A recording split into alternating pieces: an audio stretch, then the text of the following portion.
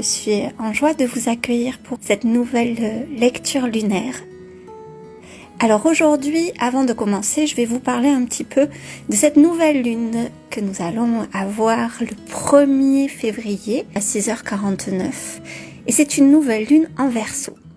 La nouvelle lune en Verseau, en fait, ça vient nous parler de la maison 11 en astrologie. La maison 11, elle va exprimer le potentiel créatif, elle se rapporte aux amis, aux partenariats, elle vient nous parler aussi de la loi, donc aussi en politique, des idées, et de tout ce qui est son ancienne appellation, en fait c'était la bonne fortune, ou la roue de la fortune, c'est-à-dire vraiment quelque chose qui vient comme offrir une éclosion au potentiel créatif. Donc cette nouvelle lune en Verseau, elle est en conjonction à Saturne, et ça vient nous amener une notion de renforcement de l'engagement. Saturne, c'est la lenteur, c'est le temps, c'est Chronos, c'est tout ce qui vient ancrer, sont les biens, la pierre. Donc pour ce tirage de cette nouvelle lune, eh bien, la première carte que j'ai tirée, c'est celle-ci, donc toujours dans le grand jeu de Mademoiselle Lenormand. C'est le 3 de cœur. Donc ce 3 de cœur, déjà on va parler du 3. Le 3, c'est vraiment le symbole de la trinité, de la triunité. Ce 3, c'est vraiment, on passe de l'état 2, qui est de l'état un petit peu de dualité, où on rencontre l'autre. D'abord on est un, et puis ensuite on vient rencontrer l'autre. Et ensuite vient le 3 qui est comme une nouvelle conscience, qui amène quelque chose de nouveau. On a rencontré la dualité pour revenir à quelque chose d'unifié en soi et avec ce qui nous entoure. On verra tout à l'heure que le 3, il parle aussi de ce côté instinctif et de ce qui met en mouvement. Et on va le retrouver dans une des cartes compléments que j'ai tirées. Ensuite, le 3 de cœur. Le cœur, on l'a déjà vu sur les précédents tirages que j'ai proposés, les précédentes lectures lunaires. Ce cœur, c'est la coupe, c'est le symbole de la coupe dans le tarot. C'est tout ce qui a trait à l'accueil, c'est le féminin, c'est l'inconscient, c'est l'anima. C'est toute cette sagesse cachée, ce Graal, ce nectar à l'intérieur du Graal qu'on va connecter pour se relier à la sagesse. Donc cette carte, elle est particulière. Vous pouvez voir au centre, en fait, ici, là, un petit personnage. Ce personnage, eh bien, c'est vraiment quelque chose d'extrêmement sacré. C'est le cynocéphale. Le cynocéphale, en fait, ça veut dire une forme, un être vivant à tête de chien. Donc ça peut être souvent des singes, mais là, en l'occurrence, c'est cette divinité qui est le représenté de la sagesse. Alors pour la petite histoire, le cynocéphale, il est vénéré dans le monde indien comme le symbole de la sagesse et du détachement des biens matériels. Et on le voit là, il se met en mouvement et il n'a pas vraiment de sac à dos, il est là avec sa sagesse dans son papier roulé et puis son bâton de pouvoir, et il se met en mouvement. Donc on peut voir qu'il y a des petites lettres ici, voilà, qui parlent de connaissances secrètes, de langage secret. Et dans le monde de l'Égypte antique, ce cynocéphale, il a un grand représenté, qui est le cynocéphale blanc, et c'est le représenté du dieu Thoth, Thoth l'Atlante ou Hermès Trismégiste, c'est-à-dire celui qui est venu transmettre la sagesse à l'humanité. Enfin, un de ceux qui est venu transmettre la sagesse à l'humanité, notamment au peuple égyptien, donc le dieu Thoth qui est venu transmettre la table d'émeraude, tous ces secrets cachés. Alors qu'est-ce que ça vient nous raconter sur ces énergies de cette nouvelle lune ? Eh bien, ça vient nous parler de révélation. Voilà, cette nouvelle lune, elle va arriver juste avant le grand portail du 2/2/2022, qui est à la fois Imbolc, un grand portail de Gaïa, qui est le moment où la lumière se fait, que l'on célèbre avec la déesse Brigitte. Brigitte qui est un petit peu, on pourrait dire, le pendant de l'archange Michael, c'est-à-dire une déesse triple. On retrouve cette idée de 3, la unité. Elle est représentée souvent sous sa forme à la fois jeune fille, à la fois mère, à la fois femme sage. C'est-à-dire qu'elle a englobé, elle a rencontré toutes ces sagesses, toutes les sagesses de la vie. Et à la fois un côté assez tranché et de responsabilisation. Donc voilà ce que nous raconte un petit peu ce cynocéphale. Son bâton, eh bien, il va venir évoquer son expérience, sa marche. Et ça peut faire référence à l'ermite que l'on va retrouver, l'arcane 9 que l'on retrouve dans le tarot, qui est cet être qui mature, qui a mis son ego au service de sa marche, qui lui a redonné sa bonne place. Et on va voir comment tout se recoupe, puisque je vais vous parler de la constellation qui est ici et qui est la constellation de Pégase. Pégase, dans la mythologie grecque, est né de la tête coupée de la méduse. Alors c'est toute une symbolique qui vient nous parler du fait que lorsque l'on coupe les têtes, que lorsque l'on coupe l'ego, cet ego va se transformer en un cheval ailé qui nous fait monter dans des sphères qui n'étaient jamais accessibles. Ça veut dire que lorsque nous remettons notre ego au service de notre chemin et pas devant le chemin à mener la barque, eh bien on peut aller encore plus loin. Concrètement, d'un point de vue plus pratique, eh bien qu'est-ce que ça vient nous raconter?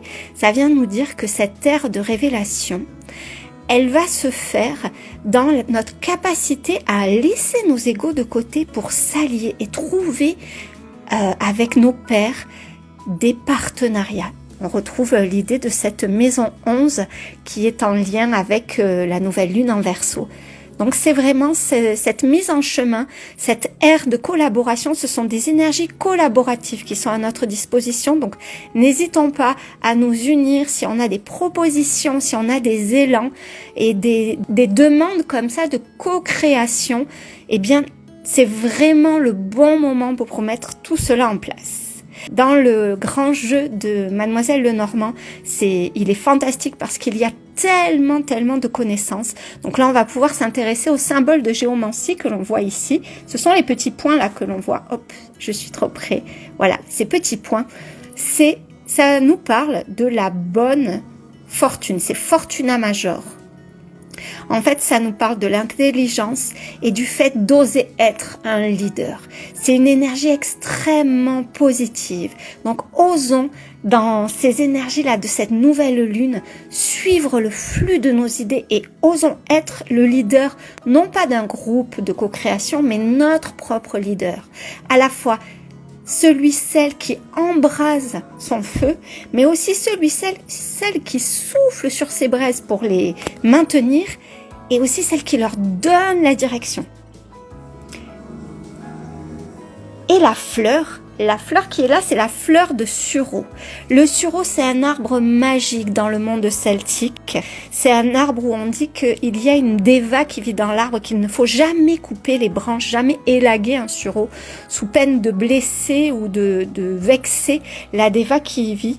Et c'est vraiment un arbre sacré. On va pouvoir utiliser ses feuilles, on va pouvoir utiliser ses baies, on va pouvoir utiliser son bois, on va pouvoir utiliser ses fleurs. On va en faire un suc qui est vraiment un breuvage. Donc on est vraiment sur quelque chose ça nous parle d'énergie qui viennent nous donner de l'élan à peu près partout. Voilà, c'est une grande carte pour Anne-Marie Lenormand. Cette carte, c'est la meilleure de son jeu. C'est dire si ces énergies qui seront à notre disposition là dans les jours qui viennent, à partir du 1er au matin, vont être belles. Donc la constellation, nous en avons parlé, c'est vraiment cet ego qui est sublimé et qui devient un ego au service de soi et au service du collectif. Ça vient aussi nous parler, ce symbole de géomancie là, Fortuna Major, de responsabilisation. C'est à nous de faire pour nous, c'est à nous de faire pour nos choix. C'est aussi à nous de faire les choix, surtout en cette période qui vient vraiment nous pousser à exprimer, à ancrer et peut-être même à parfois revendiquer notre souveraineté, c'est à nous. Nous en sommes les gardiens, nous sommes les gardiens, les gardiennes de nos corps, de nos libertés, de notre façon d'être et de notre façon d'agir. Cette constellation, à nouveau, bien, ça parle d'une élévation de conscience, hein. Donc ça parle de révélation. Il se peut, puisque la maison 11, ça parle des lois et de la politique, il se peut qu'à ce moment-là, dans ce cycle-là lunaire qui va commencer le 1er février, il y ait des grandes révélations qui soient faites. Et ça va être porté par les femmes. Donc les femmes qui m'écoutent actuellement, eh bien, soyons les gardiennes de ces vérités qui sortent et des temples que sont nos corps, des temples sacrés que sont nos corps. Puissions-nous faire cela parce que c'est par nos matrices que passe l'humanité et c'est important de faire respecter le sacré de la vie. Alors ensuite j'ai tiré une autre petite carte. Hop, voilà, qui vient en complément, alors plutôt deux. La première toujours dans l'oracle, dans le grand jeu de Mademoiselle Lenormand, et la deuxième, eh bien, probablement que vous reconnaissez, qui est le matin du tarot de Marseille. Alors, on va s'intéresser déjà à la première. La première, c'est Hercule qui combat le lion de Némée. Alors là, on parle beaucoup de lion. La constellation, en fait, c'est Régulus. C'est l'étoile la plus brillante de la constellation du lion. C'est aussi cet astre qui vient nous parler du soleil, du fait d'oser être qui l'on est et toujours de cette responsabilité. Nous avons la responsabilité d'éclairer nous-mêmes notre propre chemin. Voilà ce que vient un petit peu en complément nous raconter cette carte. Ça nous parle de succès et de grande énergie à notre disposition, si tant est que nous soyons vraiment les garants et gardiens de ce que nous mettons en place, de ce que nous entreprenons. Il faut savoir aussi que cette carte, elle nous parle de succès et de grande énergie à notre disposition et que je fais un petit parallèle avec une canalisation que j'ai reçue il me semble, 3 semaines ou 2 semaines, qui nous disait, en fait c'était des êtres galactiques qui venaient nous informer que nous recevions actuellement des grandes énergies, des codes galactiques qui nous permettaient peu à peu, assez lentement, on retrouve toujours cette idée de Saturne avec le temps, la lenteur, ces mémoires de soumission que nous pouvons transporter dans nos véhicules et dans notre ADN depuis de nombreuses années. Donc peu à peu, tout cela se dissout et c'est probablement ce qui explique que nous repassons par quelque chose de l'ordre de la quête de la liberté actuellement dans notre ère, en cette naissance de la nouvelle humanité.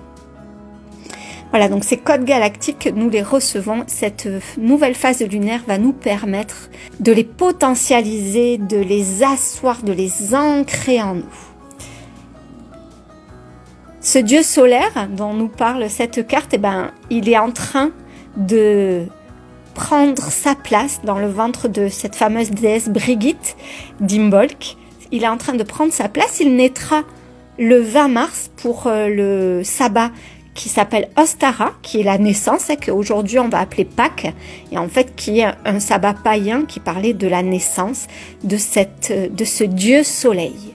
Pour la petite histoire, si on fait des crêpes à la chandeleur, c'est justement pour appeler, on faisait des galettes en forme de soleil rond, pour appeler le soleil à monter dans le ciel. C'était comme un encouragement à ce qu'il grandisse bien dans le ventre de Brigitte, pour vraiment revenir et réveiller la nature de son hiver, de son sommeil hivernal. Donc la voie s'ouvre. La voie s'ouvre avec ces 2 cartes, ça vient nous raconter ça. La voie s'ouvre et les voiles se lèvent.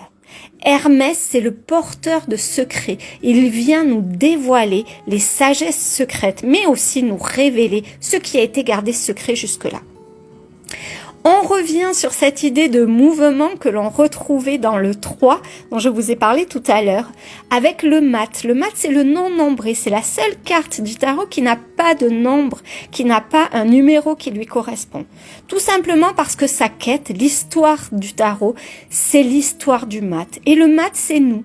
C'est l'être qui est venu s'incarner pour se rencontrer. C'est le divin qui est venu s'incarner sur Terre pour apprendre à se connaître. Le mat, un petit peu comme le cynocéphale, il est là avec son petit bâton, sans juste un baluchon, il n'a pas un gros sac, et il part en chemin, en quête de sa sagesse.